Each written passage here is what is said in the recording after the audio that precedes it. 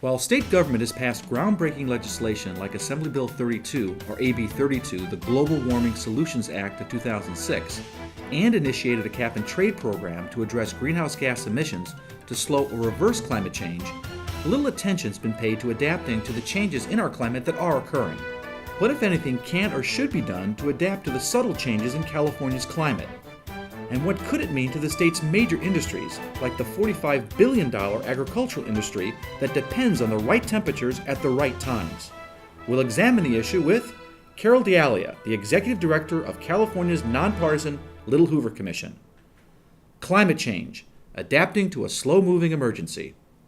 Additional funding for the Maddy Report made possible by a grant from The Wonderful Company, harvesting health and happiness around the world. From the California Channel at the State Capitol and the Maddy Institute, it's the Maddy Report with Executive Director of the Maddy Institute, Mark Kepler. Welcome. Recently, the nonpartisan Little Hoover Commission published a report entitled Governing California Through Climate Change. We're delighted to welcome Carol D'Alia, the Executive Director of the Little Hoover Commission, back to the Maddy Report to talk about the findings. Welcome. Thank you for having me on your program today. So climate change. Is it real? What does the data show? Not only is it real, but it's already happening. What we've found in our study is we're already beginning to see the effects, and this is going to be a new environmental reality. We're going to have a rising Pacific Ocean. We're going to have a longer and more dangerous fire season. We're going to have changes in precipitation patterns, meaning it's going to rain more on certain times, and we'll have drought just as we're experiencing now. We'll have less snowpack in the hills. So just to be clear about this, what we're talking about is not what's causing climate change. That's a separate question. What we're talking about, is it happening? And you're saying yes. So the question is this: is climate change reversible or is it inevitable? Well, what the scientists say is it's already happening now. But there is hope. And so what we were told is mitigation is going to continue to be important, meaning doing things to reduce the effects of climate change. It is inevitable, but we can control how severe it's going to be. So you've reviewed lots of government studies, and you said, there are some threats that you've identified. One you've talked about is I think, sea level. But we're talking just inches here, so what's the big deal? Well, the big deal is California has 1,100 miles of coastline. And so even though we're talking inches, we're talking what the scientists say by 2030, potentially 2 to 12 inches, that's a foot. By 2100, it could be anywhere from 17 inches to 66 inches. That's 5 feet. That is a big deal. So if we have a 1 foot of water rise, how much beach do we lose? Do we lose a lot of beach with that 1 foot? Is just 1 foot of beach or a lot more beach than that? Well, you're not only just losing beach, but you also have to think about things like storm surge. So when we have violent storms that come, more airports are going to be, San Diego Airport, San Francisco Airport, potentially are going to be underwater more frequently. The roads leading to our ports. So this has an effect on our economy. One answer might be hydroplanes, I guess. Okay, let's talk about violent storms. You mentioned that, and inland flooding. We already have strong storms and inland flooding. How much worse can it get? Well, what they told us during the course of our study is that the annual precipitation is not going to change much from now, but its seasonal timing is going to shift. So these storms are going to be larger. They're going to dump more rain in a short amount of time, which is going to overflow our creeks and our rivers. Like flash flooding, things like that. Exactly. So what was once a 100-year flood, a 500-year flood, is now going to happen multiple times within one lifetime. Wow. Let's talk about agriculture for a second. What impact is climate change going to have on agriculture? It's a $45 billion industry in California. Right. Well, we've already talked a little bit about drought. We also might have issues with saltwater intrusion, again, as the ocean moves into the delta, and the delta is where we send our fresh water south. We potentially will have issues with the water flowing south to our Central Valley farms. Some of the crops might begin to bloom differently, coming out of sync with their pollinators. There might be pest invasions. Farmers might need to rethink what types of crops they're growing. Citrus, wine grapes, cherries may need to move to a cooler climate. Dairy cows in the Central Valley might provide less milk. So these are all the types of things that potentially need to be thought about as far as agriculture. So the Pacific Northwest might become the new Napa Valley for wine. Let's talk about, you talked about severe droughts. We're going through one right now. Is what we're going through a prologue for what's to come? Yes, potentially. What we've been told is with climate change, there'll be less snowpack. So the snowpack has traditionally been our water storage, handy water storage for the state of California. If you have less snow, then, and you have more rain, you have to think about capturing the water in a different way. And the challenge here is that we can't look back historically what's happened because things are changing. So we need to think about what is being projected and to plan for that. You also mentioned, I was reading your report, and it said that extreme heat's going to impact real estate and property values. How so? Well, in the inland zip codes, it's going to be much hotter. So that's going to obviously be a less desirable place to live. The coast, meanwhile, is going to remain expensive. California might have to remake its whole landscape with more people living in the more temperate coastal environment. The scientists have said extreme heat days, which means anything over 95 degrees, are going to double in the San Joaquin Valley and triple in the Inland Empire.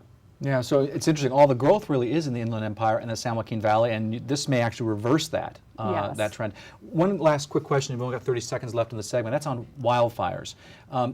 I was surprised to find that's the most common disaster in California and the third highest source of death, injury, and damage. And you're projecting, your study says, it's actually going to increase in frequency. Yes. That's amazing. So what are the implications?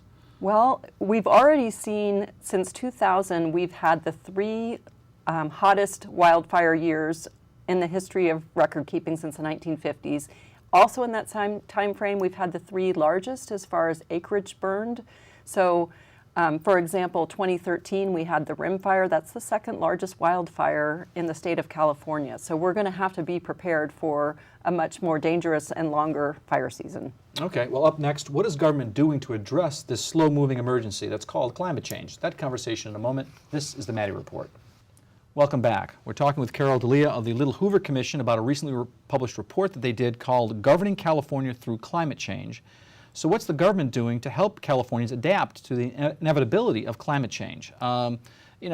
California's long been the front runner when it comes to some areas of climate change. What have been their more notable achievements? Well, the most notable achievement I would have to say is the Global Warming Solutions Act of 2006. And in that... Is that AB 32? AB 32, where we said that we would roll back carbon emissions to 1990 levels by 2020 and 80% of 1990 levels by 2050. Another area where we've excelled that sometimes is not brought to the forefront as much as it maybe could is energy efficiency.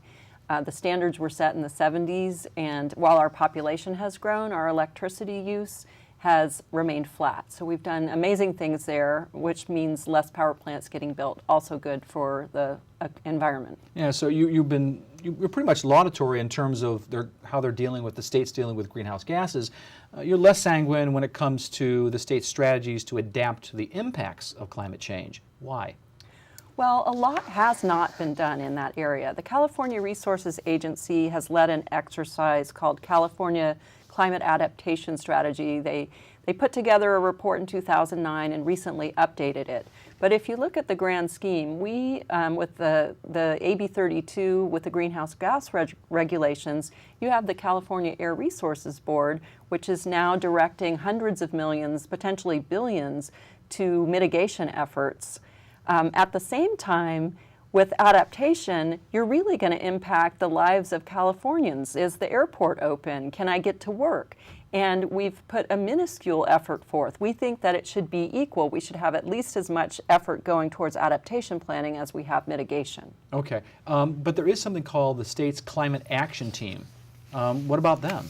Well, the Climate Action Team is sort of a cross-jurisdictional grouping of various departments that come together and have done planning. Again, there's a lot of planning that's been going on and a lot of studies, but there hasn't been, and this is what local governments and regional consortia have told us, there really isn't an action plan of what they need to do. Okay, so what about the legislature? Now, they've done some things with AB 32, but have they done anything in your mind in terms of the impacts of climate change? Not really. As you indicate, they've done quite a bit on the mitigation side, but on the adaptation side, there hasn't really been a lot of activity. Now, I will say in 2013 and 2014, 4 hearings were held. There was an Assembly Select Committee on sea level rise in the California economy. And as a result of that effort, legislation was recently enacted that requires the state to plan for sea level rise database. So it seems as if the legislature is beginning to recognize that adaptation is going to be important. So it seems though the legislature or the government generally is more focused on learning about climate change and determining exposure than really this adaptation. Should the government be doing more than simply learning about climate change and determining exposure? Absolutely. That's where our commission comes out in our report. It's definitely time for us to stop studying and planning, and now is the time for action. So what about local decision makers? So an individual decision maker at the local level doesn't have the time to study this issue. How do they make good decisions?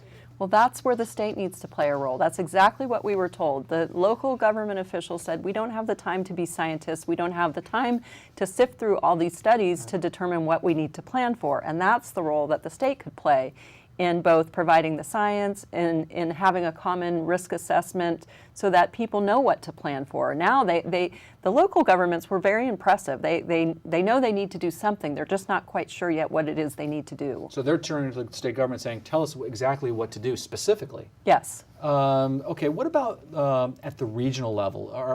Is anything happening at the regional level? Because these problems don't stop at county lines or city lines for that matter. I mean, what's happening at the regional level? Well, during the course of our study, we had 3 hearings, and one hearing was focused entirely on local and regional efforts to address climate change adaptation efforts. So you have in the Bay Area, you have the San Francisco Bay Conservation and Development Commission, which is actually a state entity, but they have taken a leadership role and are probably further along than anybody. And they've brought together all of the different jurisdictions to attempt to plan for, because they have such a large coastline with the Bay. You also have efforts in LA, in San Diego, and in Sacramento. And then these regions have come together to form a statewide collaborative. So there's quite a bit going on there. But not the Valley, apparently. Not yet. Okay, well, hopefully they'll do something as well. Well, when we come back, we're going to talk about some of the roadblocks to developing strategies to adapt to about the impacts of climate change. That conversation in a moment. This is the Maddy Report. Welcome back. We're talking with Carol D'Elia of the Little Hoover Commission about a recent report entitled Governing California Through Climate Change. You say that addressing the impacts of climate change is, quote, an historic challenge for governing, unquote. How so? Well, it's the potential magnitude of climate impacts on California, how it will affect our quality of life, our Pacific Rim economy. So it's something that is going to be huge, and yet we haven't focused very much on it. A recent poll has found the majority of Californians now believe that climate change is going to affect them in their lifetime, and yet we've dedicated minuscule resources to it. I've actually seen 2 polls. One was put out by the California Business Roundtable in Pepperdine, showing that 71% of voters view climate change impacts as, quote, either serious or, unquote, or moderate, unquote, unquote. Then there's a PPIC study, Public Policy Institute of California, that said that 61% say global warming will pose a, quote, serious threat in their lifetime. And that's up from 45% in 2003. So people are paying attention. It's also interesting that Latinos say that's a problem. 81% of Latinos say that's a problem. So it seems to be trending that people are understanding this is an issue. Your report also cites some impediments to action. And one thing you have in there is something called, I hope I say this right, stationarity. What do you mean by that? What's stationarity? So stationarity is a term describing the fixed, predictable geography. It's what people take for granted. It's what has existed as long as they can remember. So, for example, the course of a river can be predicted by looking at the conditions of the past. Well, going forward, stationarity is going to be irrelevant. So we're going to have to base planning not on the past, but what people are predicting for the future. And so that's really a challenge. it's a little frightening to know that everything we've learned historically is now not going to be as helpful to us as we go forward. So that's a stumbling block. Yeah, so you think what is will always be not true. Right. And so you can't also rely then, like you're saying, on historical data. That becomes irrelevant because things have changed. Things are changing. I want to ask you also about, your report refers to a second obstacle to action, and there you have an interesting term. You say it's the dictatorship of the present. What's the problem there? Well, what that is essentially current taxpayers and their government not wanting to put money towards something that's going to benefit the future. So historically, that's just been a really hard sell. So it's kind of like the slow-moving crisis, right? Why worry about? We'll worry about it when it gets here. Right, but it'll be a lot more expensive if we wait. Right. That's usually the situation. I remember seeing a billboard one time. It was for dentists, and it showed a person with no teeth, and they said, "Ignore this problem, and it will go away." So, anyway, so you also cite the lack of clear, quantifiable, and adaptation goals. What would you consider clear and quantifiable adaptation goals? What would you like to see? Okay, so it's easy to see when you're looking at mitigation. As I said earlier, you've got the greenhouse gas emission reduction goals. To 1990 by 2020. Right. You don't have anybody saying, let's reduce the wildfires to 1990 levels by 2020, or let's ensure that by 2100 everyone is building with 6 feet of sea level rise in mind. There just haven't been goals. And part of the problem is it isn't as easy to identify and pick a goal as it is with emissions reductions, because there's lots of different goals and the goals are going to be different. In the Central Valley, you're going to be worried about heat, drought. On the coast, it's going to be sea level rise. So it really has to, there's a lot of different goals and a lot of priorities. And it'll be essential to look not just at a region, but also down to a neighborhood and a block level. So it's a lot harder to come up with an easily quantifiable goal. And that's part of the problem. Yeah, I think the issue also is quantifiable goal. I think if you focus people on a quantifiable goal, they're more likely to hit it than some nebulous general standard. Your report also cites some institutional barriers to climate adaptation. What are some of those barriers? Well, institutions work best when circumstances don't change. So clearly, it's no surprise in a changing climate, they're not going to be they're not going to be ready to deal with the impacts of change. So at the federal level, they've barely just started to take notice. The states have lacked leadership at the highest levels. They're still planning historically. Maybe it's because of mandates. Maybe it's because that's the way that things have always been done. At the local level, you have even less resources and less funding to deal with this. So they're just not designed to deal with a climate change. And it's a new thing, so I'm guessing you don't have experienced leadership out there. Exactly. So that's a problem. You probably, and also we were mentioning earlier, because it's something that's long term, you don't have public pressure. People don't feel like we need to deal with it right away because this is something that's going to happen in 2050. Right. The public, unless something happens like a Hurricane Sandy, when suddenly there's a huge wake-up call and people realize things have changed and we need to do something. California hasn't had its Hurricane Sandy. So, but isn't that, it's kind of traditional with a democracy? It's very good at responding to a crisis, not so good at anticipating the crisis. But we see that this is coming. Scientists are telling us it's going to come. We're making investments in infrastructure. We should at least be making the taxpayer dollars go as far as they can towards infrastructure that's going to be here in 30 or 40 years and not underwater. So be fiscally prudent by dealing with the problem now instead of waiting till later. Exactly. Okay, well, up next, a discussion of the Commission's specific recommendations for adapting to the impacts of climate change. That conversation in a moment. This is the Maddy Report. Welcome back. We're talking with Little Hoover Commission's Executive Director Carol Dialia about their report entitled Governing California Through Climate Change. It's traditionally your commission rarely proposes new agencies to solve problems. I mean, your basic belief is that the current state agencies can solve any new problems that arise. But here you're saying it's different and that we need a new organization. Why? And exactly how would it operate? Okay, so our commission really struggled with this recommendation. And on the one hand, the status quo clearly isn't working. On the other hand, as you indicated, we're rarely in a position where we want to create a new layer of bureaucracy. So at one point, the commission just decided, whether it's a new entity or an existing entity, we're just going to focus on what this needs to do, what are its functions, and not worry so much about what form it might take. So the functions that it needs to provide, it needs to be the central clearinghouse where local and regional efforts can look to find a standard risk assessment. It needs to be advised by an independent science board so that, as I said earlier, the local officials don't want to be scientists, they don't want to read a lot. It needs to be the authoritative source so that locals know what to plan for. If in fact the legislature and the governor decide they want a new entity, we also felt strongly that it needs to have a voice not of just state government, but of local officials as well, and it needs to be representative of both the public and the private sector interests in California. I think you also read in your report that you were saying that the State Strategic Growth Council, their sustainable communities grant-making process could be expanded to include adaptation to climate change. Yes, that was one of our recommendations. We thought that they were perfectly situated. They're already looking at the Sustainable Communities grants. And it fits in. It seems like a logical extension.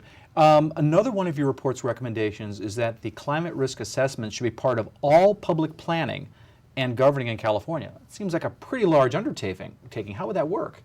Well, although it seems like a large undertaking, as I said previously, we don't want to invest taxpayer dollars in infrastructure that's not going to be viable going forward. So adaptation planning should be part of hazard mitigation planning, it should be part of general plans, it should be part of local and state planning processes. And those who are doing that sort of planning should be rewarded as far as when it comes to the grant making process. So you want to go back to that discussion about the Strategic Growth Council. One of the things you recommend is that their mission be expanded to include climate change adaptation. Mm-hmm. Exactly what would that mean? Well, today they tilt toward mitigation, so they have grant-making authority. They've actually, as far as Los Angeles and Santa Clara, have given out some grant money towards adaptation. So they're actually already kind of right on the fence of doing it.